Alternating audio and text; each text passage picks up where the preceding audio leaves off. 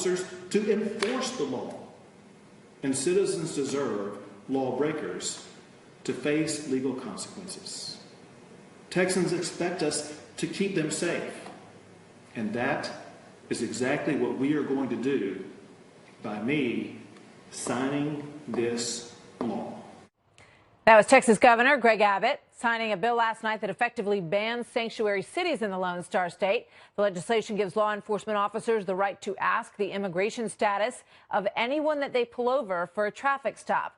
The controversial move sparks protest against Texas.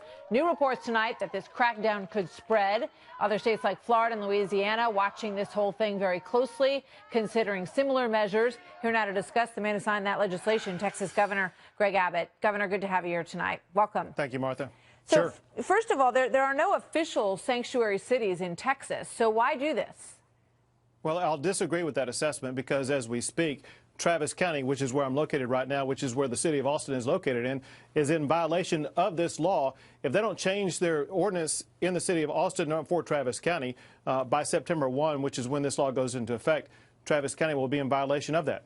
On top of that, we've had places like Harris County, City of Houston, as well as other cities and counties across the state of Texas that are adopting policies and practices that seem to be in violation of this law. So it is necessary for Texas to have this. Let me give you one example. Yeah. Under the policy of Travis County, people who would be guilty of rape, sexual assault of a minor, even armed robbery, or even MS-13 gang cartel members could be let out by the Travis County Sheriff under the current policy. Right. So we're not going to have any you consider them sanctuary cities, obviously, based on what you just said, even though they may not consider themselves formally sanctuary cities.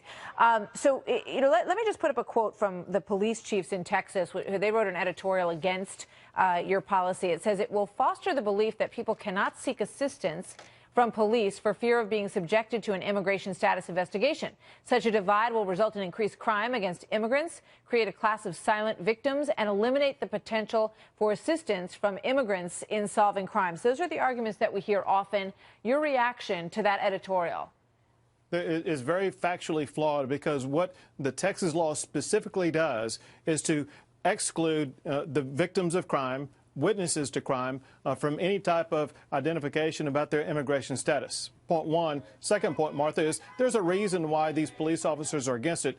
One, they are working for Democrat mayors who are trying to play to their constituency, but also they're dealing with budgets. This actually is going to cost them some more money to hold people for a little while. But the reality is we want to make sure these law enforcement officers are not allowing back onto the streets someone who can cause harm like the killer of Kate Steinle.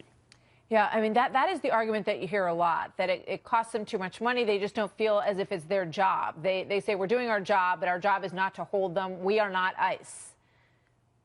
Their job is to keep the streets safe. And by releasing people like the killer of Kate Steinle, they are endangering our streets. By releasing the type of people and category of people that the Travis County Sheriff was going to be releasing, that is making our streets more dangerous. And so what this law does is it enforces the law in the state of Texas and makes sure that our law enforcement officers will be cooperating with ICE to turn over those who are most wanted. Let me ask you this, because we've spoken to Secretary Kelly at Homeland Security, and they are sort of expanding the definition of what an illegal criminal is. Obviously, anyone who's here illegally has broken the law to begin with. But the next level, because they say here illegally plus, what is your definition of what people should be pulled over for, what they should be kicked out of the state of Texas and out of the country for in terms of the crime level?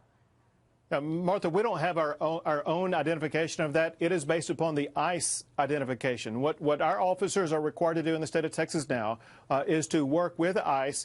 And any time anybody is arrested, there will be computer runs to determine whether or not there is an ICE detainer request. And if there is, we need to hold that person for ICE to respond to it. So we're not creating any new categorization. We're using ICE's categorization about who is to be held. Governor Abbott, thank you very much. Always good to see you, sir. Thank you for coming on tonight. Martha. So just ahead, this is a story that